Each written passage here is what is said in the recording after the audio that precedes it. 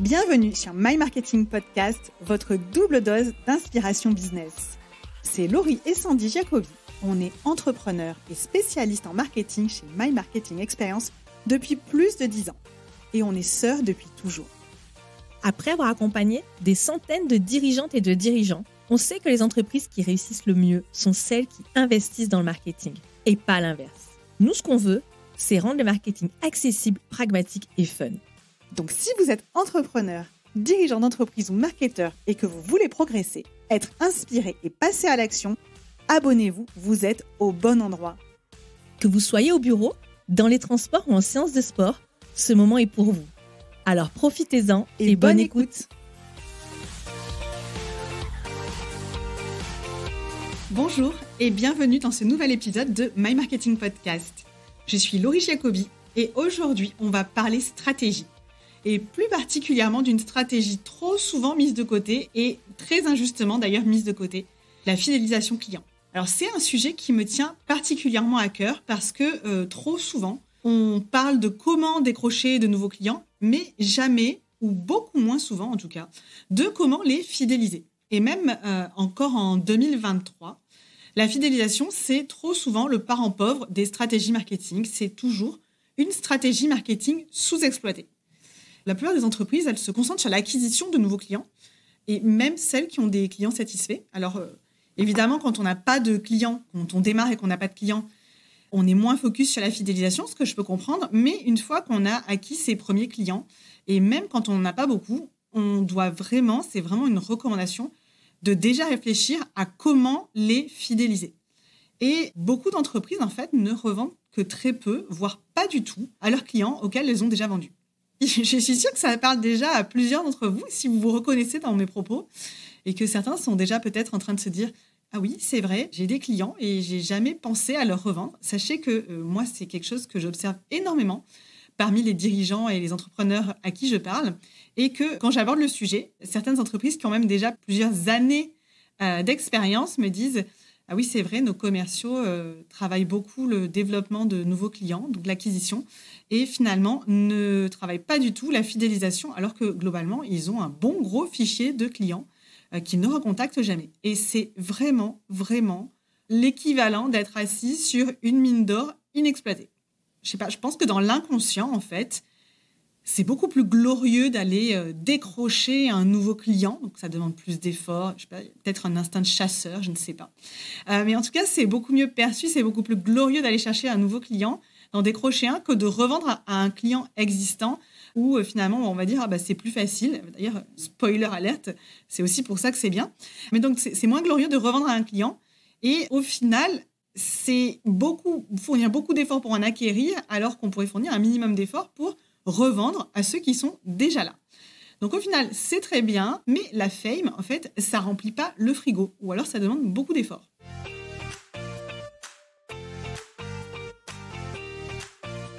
Concrètement, pourquoi je vous dis tout ça ? Pourquoi mettre en place une stratégie de fidélisation ? À mon sens, il y a plusieurs raisons inestimables et sous-évaluées, sous-estimées à mettre en place une stratégie de fidélisation. La première raison, c'est que en fait, c'est plus simple. La probabilité de vendre à un client existant, elle est d'environ 60 à 70%, contre 5 à 20% de chances de vendre à un prospect, donc un prospect qui n'a jamais acheté chez nous. Donc honnêtement, rien qu'avec cet argument, ça vaut le coup.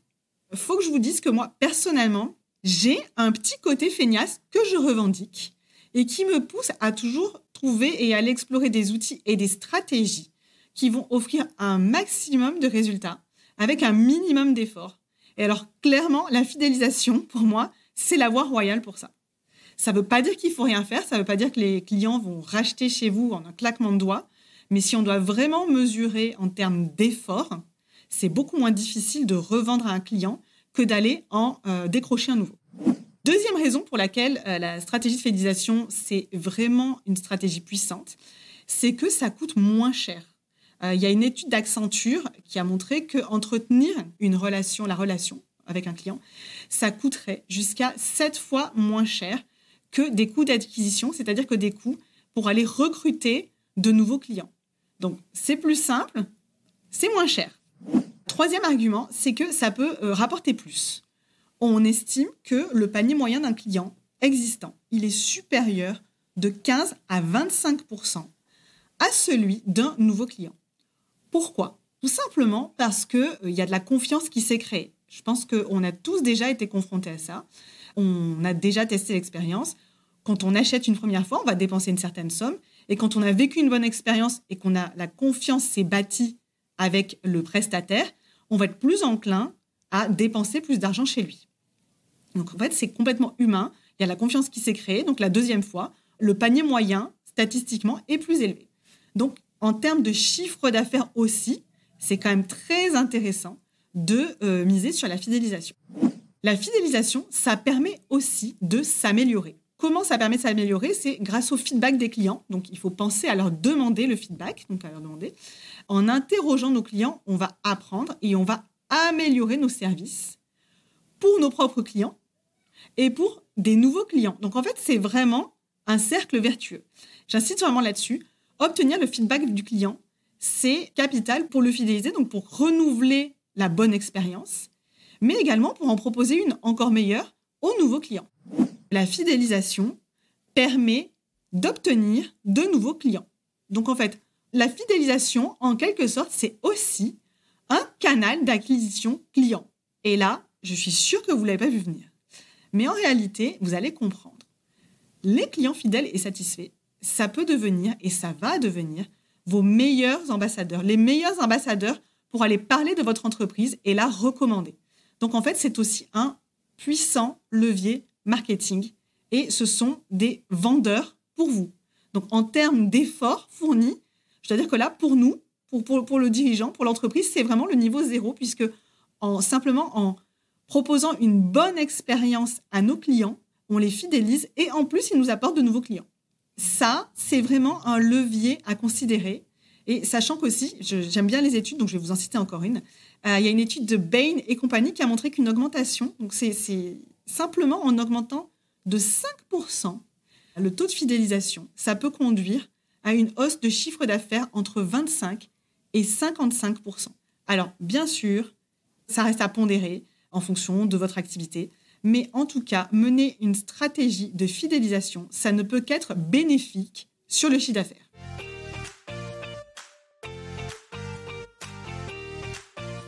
Alors maintenant que je vous ai bien convaincu de l'intérêt de mettre en place une stratégie de fidélisation, concrètement, comment on met en place une telle stratégie ?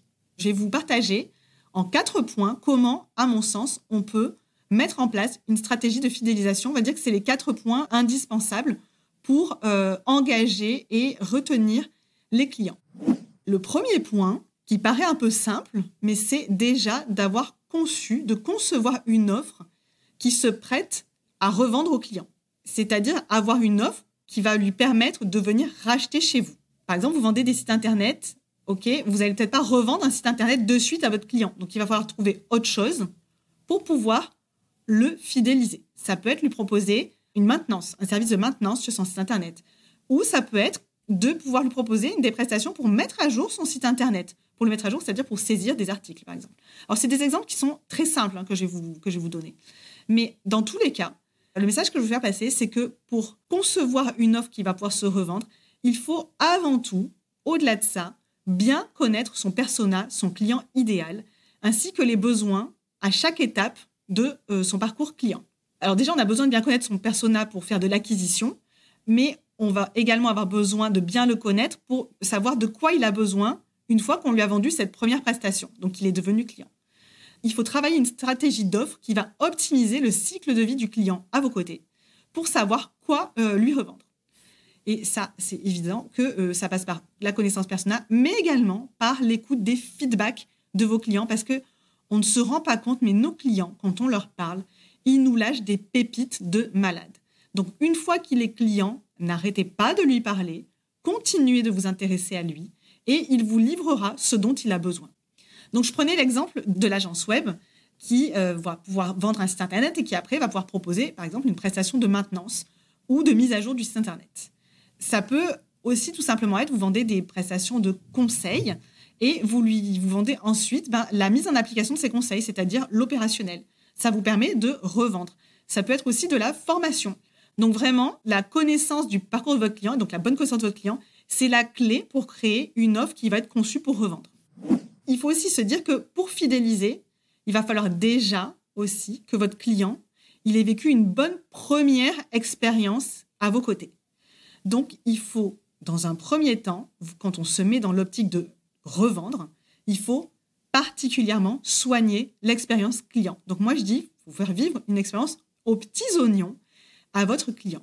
Et ça veut dire vraiment soigner cette expérience dès le premier contact. Le premier contact, c'est la prise de contact quand il vous voit sur LinkedIn. Ça va être la prise de contact quand il vous voit sur un site Internet. Peu importe, il faut déjà l'embarquer à ce moment-là. Ensuite, bien sûr, il y a toute la partie de la vente. Chaque étape compte. À chaque moment auquel vous allez lui parler, avant même qu'il soit client, vous allez créer de la confiance, vous allez créer de l'engagement et vous allez créer une connexion avec ce prospect qui va devenir client. Et en fait, déjà à cette étape-là, au moment, on va dire, de la séduction, il y a déjà quelque chose qui va se jouer. Après, il y a aussi la manière dont vous allez l'embarquer, ce qu'on appelle l'onboarding. Ça va être la prise de rendez-vous, le délai de réponse, les explications que vous allez pouvoir lui donner, la manière dont vous allez présenter votre offre. Les messages personnalisés, après, une fois qu'il est vraiment devenu client, donc vous allez les messages personnalisés, la manière dont vous allez livrer, la manière dont vous allez pouvoir lui demander du feedback pour montrer que vous vous intéressez à l'expérience qu'il est en train de vivre. Et je dirais même à la fin de la mission, l'offboarding, c'est-à-dire comment vous terminez la mission, ça va impacter sur son expérience client. C'est tout ce qu'on appelle aussi le customer care, c'est savoir construire cette relation commerciale dans laquelle on se rend, nous, entrepreneurs, dirigeants, entreprises, dans laquelle on se rend précieux et indispensable aux yeux de notre client. Il y a un troisième point pour mettre en place une stratégie de fidélisation et notamment à travers une expérience mémorable, c'est l'enchantement du client, c'est avec ce qu'on appelle, en anglais, c'est over-deliver. Je ne sais pas trop le terme français pour over-deliver, ça veut dire survendre, c'est-à-dire dépasser, je dirais qu'en français, ça serait dépasser les attentes de son client. Donc, c'est vrai que pour retenir un client, pour le fidéliser, il faut aussi pouvoir donc, lui faire vivre une bonne expérience. Et lui faire vivre une bonne expérience, c'est aussi aller au-delà de ses attentes. Donc, je dirais, ne cherchez pas à vendre la lune à votre client. Vendez-lui une solution qui va lui permettre de régler son problème avec un bon niveau de satisfaction. Gardez le reste pour le faire rêver en lui envoyant un maximum de valeur. Si je peux traduire, c'est promettez-lui un super et offrez-lui un wow qui va lui en mettre plein les yeux. Votre client, dans ce cas-là, il n'ira pas voir ailleurs. Il restera auprès de vous parce qu'il va vouloir revivre cette expérience à vos côtés. Il ne sera pas déçu du voyage. Il ne sera pas déçu de la promesse de départ que vous lui avez faite. Soignez l'expérience, donc vraiment la manière dont il va vivre l'expérience à vos côtés. Soignez aussi le résultat qu'il va obtenir en lui en donnant plus que ce qu'il attendait sans que ça vous coûte trop. Ça va, par exemple, passer par un très bon livrable. Si vous êtes dans une prestation de conseil, souvent, dans les prestations de conseil, on donne des conseils et on oublie ou le livrable est pas génial. C'est un truc que j'ai remarqué. Proposez-lui, au long de la prestation, des ressources additionnelles qui ne vont pas forcément vous coûter très cher et que vous allez en plus pouvoir proposer à plusieurs clients en même temps, et ce qui va valoriser votre prestation à ses yeux. Et donc, lui permettre de revenir parce qu'il sait que, en fait, il va avoir l'impression d'avoir payé moins cher que ce qu'il aurait dû. Dernière étape pour mettre en place une stratégie de fidélisation. Une fois que vous avez l'offre, une fois que vous savez comment mettre en place une expérience client qui va venir fidéliser votre client, qui va venir le retenir, c'est de communiquer sur vos offres. Votre client, il peut être enchanté, il peut adorer ce que vous faites, il peut vouloir rester à vos côtés. Vous pouvez avoir l'offre en magasin, dans le tiroir. S'il ne sait pas qu'elle existe, il ne pourra pas l'acheter chez vous. Donc, je répète, il ne suffit pas d'avoir coché les 3 premières cases, c'est-à-dire d'avoir créé le système d'offres qui permet de revendre, d'avoir créé une expérience client qui enchante et d'avoir mis en place tout ce qu'il faut pour dépasser ses attentes pour que votre client rachète chez vous. Parce que s'il ne sait pas que cette offre existe, si vous n'en avez pas parlé ensemble, si à un moment donné, il n'a pas croisé cette offre, vous ne pourrez pas lui vendre. Donc, typiquement, vous avez la frustration un matin de voir qu'il est allé acheter cette prestation chez un de vos concurrents. Votre client, vous pouvez l'informer par différents moyens. Vous pouvez déjà discuter avec lui et lui en parler. Vous pouvez échanger par mail. Il y a par exemple une newsletter. Ça peut être de l'emailing. Ça peut être prendre le temps de lui passer un coup de fil et de faire le point pour lui parler de vos autres offres qui pourraient l'intéresser. Et en tout cas, de rester à son esprit, parce qu'en fait, ce qu'on dit, c'est loin des yeux, loin du bon de commande. Donc, il faut vraiment, même s'il a vécu une très belle expérience à vos côtés, ça ne veut pas dire qu'il aura entendu parler de vos offres et que vous allez nécessairement devenir la référence pour lui pour sa prochaine étape. Donc, travailler la fidélisation client, c'est une stratégie payante qui permet de rentabiliser les investissements d'acquisition. Alors attention, je n'ai pas dit qu'il fallait juste faire de la fidélisation, qu'il fallait choisir entre l'un ou l'autre, entre fidélisation et acquisition. Je n'ai pas dit ça du tout. Mais en fait, il faut quand même essayer d'adapter le curseur en fonction du contexte. Et dans tous les cas, chacune de ces stratégies a sa place dans une stratégie plus globale. Si vous n'avez pas ou peu de clients, je dirais qu'il ne faut quand même pas négliger le fait de commencer à penser à quand j'aurai des clients pour les fidéliser, qu'est-ce que je fais ? Mais c'est normal que vous mettiez le coup d'accélérateur sur l'acquisition. En revanche, dès lors qu'on a ses premiers clients, à mon sens, c'est vraiment important de voir comment on peut les fidéliser. Alors attention, si tant est que vous ayez envie de les garder comme clients, on est bien d'accord que essayez de fidéliser les clients que vous avez envie de voir revenir. Ça tombe sous le sens. Mais dans tous les cas, dans ce que je vous dis, il y a quand même un pilier crucial dans cette stratégie. Donc, quelle que soit la stratégie, d'ailleurs, que ce soit de l'acquisition ou la fidélisation, c'est la connaissance de votre persona, donc la connaissance de votre client idéal. Vous pouvez aussi entendre le nom ICP de temps en temps. En fait, ça revêt la même chose, c'est le client que vous souhaitez voir chez vous. Et si le sujet vous intéresse, si vous sentez que ça ne vous ferait pas de mal de travailler sur votre persona en profondeur pour mettre en place une stratégie de fidélisation en béton et une stratégie d'acquisition d'ailleurs aussi, je vous invite à télécharger gratuitement notre guide « Comment définir votre cible marketing » pour simplifier et augmenter vos ventes. Je vous mettrai le lien dans les ressources de cet épisode. Cet épisode est maintenant terminé et j'espère qu'il vous a plu et qu'il vous aura donné des idées. On se retrouve la semaine prochaine pour un nouvel épisode de My Marketing Podcast.